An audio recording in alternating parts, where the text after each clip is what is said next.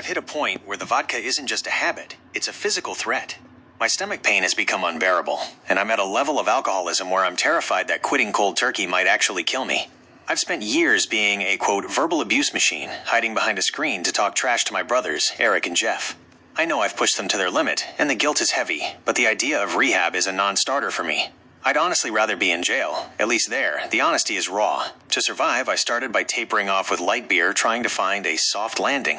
It's a strange transition, especially reflecting on how easy it was to stay sober in 2025 when I was using meth. It's like my brain just traded one obsession for another, and the second I got clean from the drugs, the aggression of the vodka came flooding back. Now I'm trying to rewrite my routine.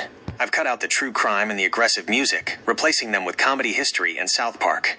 I need to laugh because my mind goes to dark places when it's quiet, like fantasizing about living out of my truck. Things started to shift when the money from my father's passing finally began to move. My brother even cleared me to use some of his share for rent, which settled a massive wave of paranoia. I've been grieving my dad, and while I'm still crying, I'm trying to use these journals as a ritual to stay upright. I'm finally off the vodka and moved into total sobriety. I even walked into an AA meeting down the street.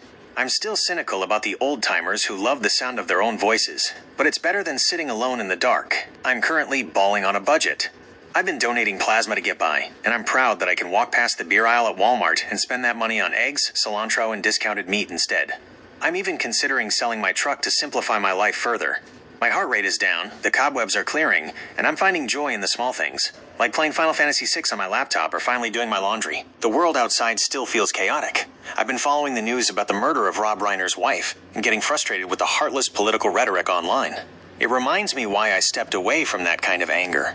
I'm not perfect. I still get annoyed at the person cleaning the Walmart bathroom or the guy yapping too long at a meeting. But for the first time in a long time, I'm choosing food and bills over the bottle. I'm 4 days into total sobriety, and I'm finally starting to feel like I might actually make it.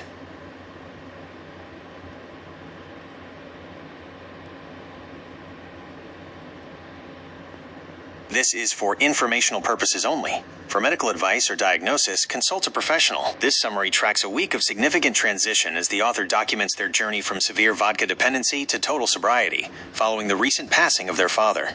The battle with addiction.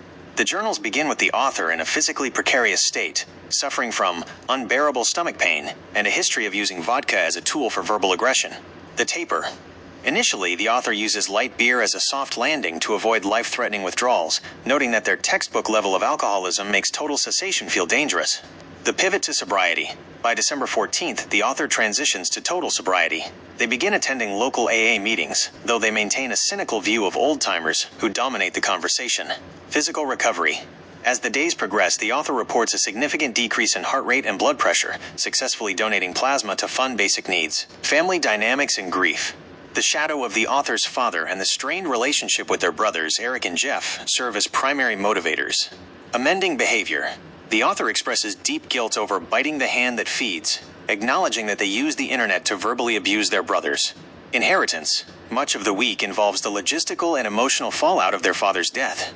The author signs paperwork for an inheritance, but expresses a desire for their brothers to manage the money to prevent an addiction-fueled relapse. Lifestyle changes and coping mechanisms. To maintain their sobriety, the author adopts a balling on a budget lifestyle centered on simple domestic pleasures. Entertainment.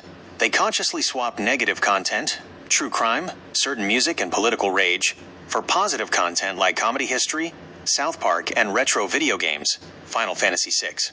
Routine. The author finds solace in chores like laundry, cleaning their studio apartment, and hunting for yellow sticker meat discounts at Walmart. External distractions. A recurring theme is the author's obsession with the Rob Reiner murder case, which they use to reflect on their own shifting political views and the toxicity of online rhetoric. Current status. By December 18th, the author has reached 4 days of total sobriety. While still wary of the narcissistic tendencies of others and the frustrations of AA, they feel empowered by their physical improvement and their newfound ability to prioritize food and bills over alcohol.